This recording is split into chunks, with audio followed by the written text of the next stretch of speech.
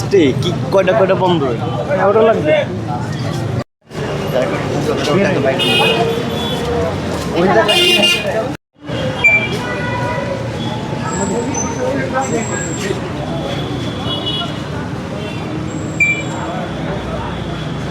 আমি মিস করছি।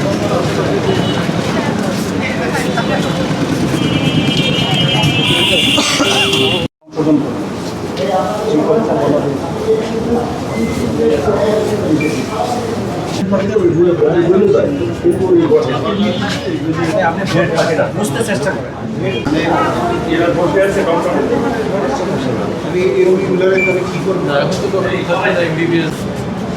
যথেষ্ট দেখা হয়েছে, এখন আর আমরা আর সময় দেবো না।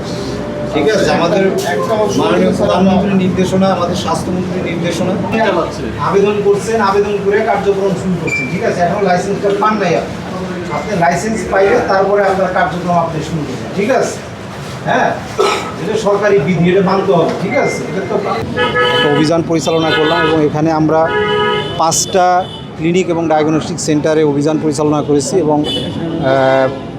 আল জারা যেটা আমরা প্রথম পরিদর্শন করলাম সেটার হসপিটালের কার্যক্রম, ওটি, এগুলো আমরা বন্ধ করেছি। তারপরে দ্বিতীয় যে ক্লিনিকটি সেটাও আমরা ডায়াগনস্টিক সেন্টার ছিল, ডায়াগনস্টিক সেন্টারের কার্যক্রম বন্ধ করেছি। তারপরে তৃতীয় যে হাসপাতাল এবং ডায়াগনস্টিক সেন্টার সেটারও কার্যক্রম বন্ধ করেছি এবং 5টারই কার্যক্রম আমরা আজকে বন্ধ করে দিচ্ছি। ঠিক আছে, এবং আমাদের এই পরিদর্শন অব্যাহত থাকবে। যেখানে নিয়ম বহির্ভূতভাবে স্বাস্থ্যসেবার কার্যক্রম পরিচালিত হচ্ছে সেগুলো আমরা সরকারের নির্দেশনা মোতাবেক আমরা সেগুলো বন্ধ করে দেব। একটি কোয়ালিটি সম্পন্ন সেবা নিশ্চিত করতে চান? অবশ্যই আমরা আপনারা জানেন যে মাননীয় প্রধানমন্ত্রীর নির্দেশনা, মানে তৃণমূল পর্যায়ের প্রত্যেকটা মানুষ যাতে মানসম্মত সেবা পায়, স্বাস্থ্যসেবা পায়, সেটা নিশ্চিত করা আমাদের দায়িত্ব।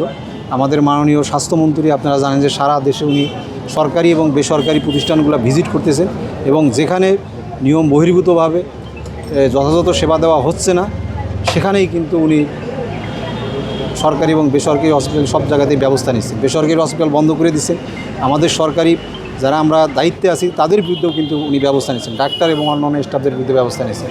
এবং আমাদের নির্দেশনা যে সমস্ত ক্লিনিক যথাযথভাবে সরকারি নিয়ম না মেনে সেবা দিচ্ছে না যারা, তাদেরকে আমরা বন্ধ করে দিচ্ছি বা সময় দিচ্ছি সংশোধনের জন্য।